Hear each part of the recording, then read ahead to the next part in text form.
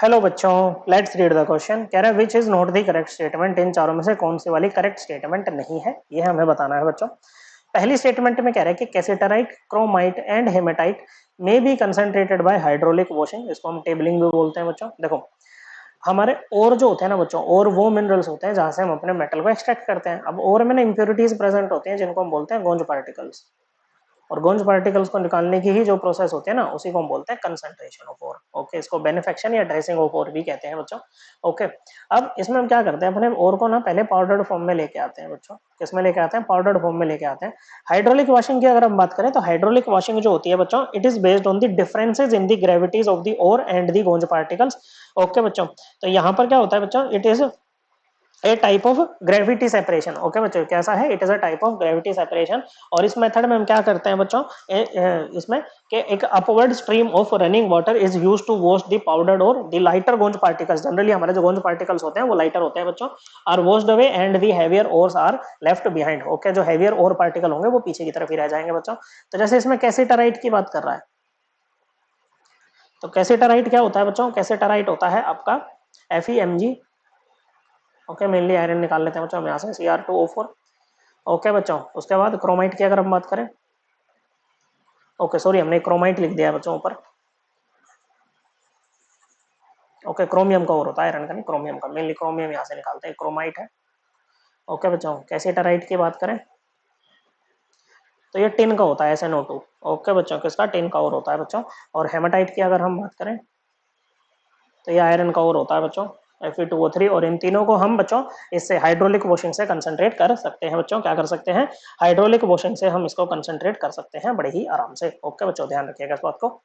फिर सेकंड में कह रहे हैं कि pure Al2O3 is obtained from bauxite और बाय लीचिंग इन दी बेयर्स प्रोसेस। ओके बच्चों, अब ये जो लीचिंग है ना बच्चों, ये भी कंसंट्रेशन का ही मेथड है बच्चों। ओके, Al2O3 होता है एल्यूमिना प्रिंसिपल और ऑफ, इट इज द, मतलब ये बॉक्साइट, सॉरी बॉक्साइट और जो होता है ये क्या इसका, इट इज द प्रिंसिपल और ऑफ एल्यूमिनियम। और इसको हम बच्चों लीचिंग से क्या करते हैं बच्चों? प्योरीफाई करते हैं, लीचिंग से इसका कंसंट्रेशन करते हैं। तो ये तो होगी पहले वाले की बात। दूसरे वाले की में क्या होगा बच्चों, जो आपके पास में पाउडर्ड Al2O3 होगा ना बच्चों, जिसमें आपके पास में आयरन की ऑक्साइड, सिलिके, ये SiO2, TiO2, ये एज एन इम्प्योरिटी यहाँ पर प्रेजेंट होते हैं। तो हम इसको हाई टेम्परेचर पे ना बच्चों कंसंट्रेटेड NaOH के साथ में ट्रीट करते हैं, हाई टेम्परेचर हाई प्रेशर पे, तो हमें मिलता है सोडियम एल्यूमिनेट। इसी प्रोसेस में क्या होता है बच्चों, सारी इंप्योरिटीज आपकी अलग हो जाती हैं। ओके, जो आपका वो है था SiO2, वो सोडियम सिलिकेट की फॉर्म में बाहर हो जाता है बच्चों। ओके, तो आपको क्या मिलेगा? NaAlOH4। अब ये जो बना है ना बच्चों, इसको हम न्यूट्रलाइज करते हैं यूजिंग CO2। ओके बच्चों, और हमें यहाँ पर हाइड्रेटेड मेटल ऑक्साइड मिल जाती है बच्चों। ओके बच्चों, क्या मिल जाती है? हाइड्रेटेड मेटल ऑक्साइड हमें यहाँ पर मिलती है बच्चों। फिर हम इस हाइड्रेटेड मेटल ऑक्साइड को जब हीट करते हैं तो हमें प्योरीफाइड, ओके बच्चों, प्योर Al2O3 यहाँ पर मिल जाएगा बच्चों। और साथ में आपको क्या मिलेंगी? वाटर वेपर यहाँ से निकल जाएंगी बच्चों। तो ये भी आपकी करेक्ट है, पहली वाली भी करेक्ट स्टेटमेंट है बच्चों, तो आंसर नहीं है। सेकंड भी करेक्ट है, ये भी आंसर नहीं है बच्चों। ओके, फिर कह रहे हैं sulphide ore is concentrated by a calcination method. नहीं बच्चों, सल्फाइड ओर को कैल्सिनेशन से हम कंसंट्रेट नहीं करते हैं। देखो, सल्फाइड ओर को अगर प्योरीफाई करना होता है ना, तो इसके लिए हम यूज करते हैं froth flotation method, which is based on the difference in wetting properties of ore and the gonj particles। Okay बच्चों, तो हम इसके लिए क्या यूज करते हैं? फ्रोथ फ्लोटेशन हम यहाँ पर यूज करते हैं। ओके बच्चों, और रही बात जो कैल्सिनेशन है ना, वो तो कंसंट्रेशन का मेथड है ही नहीं। कैल्सिनेशन में हम क्या करते हैं बच्चों, हम अपने ओर को below it's melting point heat करते हैं in the absence of oxygen, ताकि वो आफ्टर, ये स्टेप लिया जाता है आफ्टर कंसंट्रेशन। जैसे जिंक कार्बोनेट है, मेनली कार्बोनेट और या हाइड्रेटेड मेटल ऑक्साइड के लिए हम यहाँ पर यूज करते हैं। तो ये वाला जो यहाँ से लेके यहाँ तक आपका काम हुआ है ना, इसको आप कैल्सिनेशन भी कह सकते हो। क्या है? कैल्सिनेशन यहाँ पर हुई है। तो in the absence of heat करेंगे, ZNO बनेगा और CO2 यहाँ से निकल जाती है बच्चों। ओके, तो इसमें फ्रोथ फ्लोटेशन यूज करते हैं। तो ये स्टेटमेंट इनकरेक्ट है। अगर ये इनकरेक्ट है तो हमारा आंसर होगा।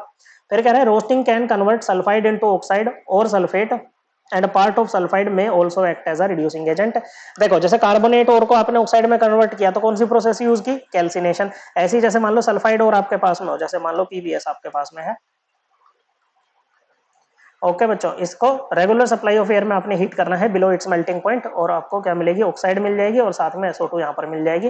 तो यहाँ पर ये क्या कर रहा है बच्चों, ये आपके इस प्रोसेस को बोलते हैं रोस्टिंग। अब रोस्टिंग में क्या करते हैं, बीच में जैसे यहाँ पर ऑक्सीजन सप्लाई कट कर दो तो पार्शियल रोस्टिंग हो जाएगी। PbS आपके पास में बचेगा, साथ में PbO आपके पास में बचेगा। आपको यहाँ से क्या मिल जाएगा? Pb मिलेगा और साथ में SO2 यहाँ पर मिलेगी बच्चों। तो इस प्रोसेस में आपने क्या किया बच्चों? रिडक्शन कर दी, Pb से ऑक्सीजन हटाया, रिमूवल ऑफ ऑक्सीजन क्या होता है? रिडक्शन। और सल्फर के साथ में ऑक्सीजन जोड़ दी बच्चों, एडिशन ऑफ ऑक्सीजन क्या होता है बच्चों, ये ऑक्सीडेशन, और जिसका ऑक्सीडेशन होता है वही किसका काम करता है, रिड्यूसिंग एजेंट का काम करता है। तो वही तो कह रहा है कि रोस्टिंग जो है वो क्या कर सकता है, सल्फाइड ओर को ऑक्साइड में कन्वर्ट कर सकता है बच्चों, या फिर वो सल्फेट भी बना सकता है, PbSO4 भी यहाँ पर बन सकता है। और जो सल्फाइड है उसका कुछ पार्ट जो है वो रिड्यूसिंग एजेंट का काम कर सकता है, बिल्कुल कर रहा है बच्चों। ऐसी प्रोसेस को हम बोलते हैं सेल्फ रिडक्शन प्रोसेस, क्योंकि बाहर से तो आपने कोई रिड्यूसिंग एजेंट लिया नहीं है बच्चों। तो ये स्टेटमेंट भी आपकी एकदम करेक्ट है। ओके बच्चों, तो ये भी आंसर नहीं होगा, करेक्ट आंसर है ऑप्शन 3। आई होप आपको ये एकदम क्लियर हो गया होगा। थैंक यू बच्चों।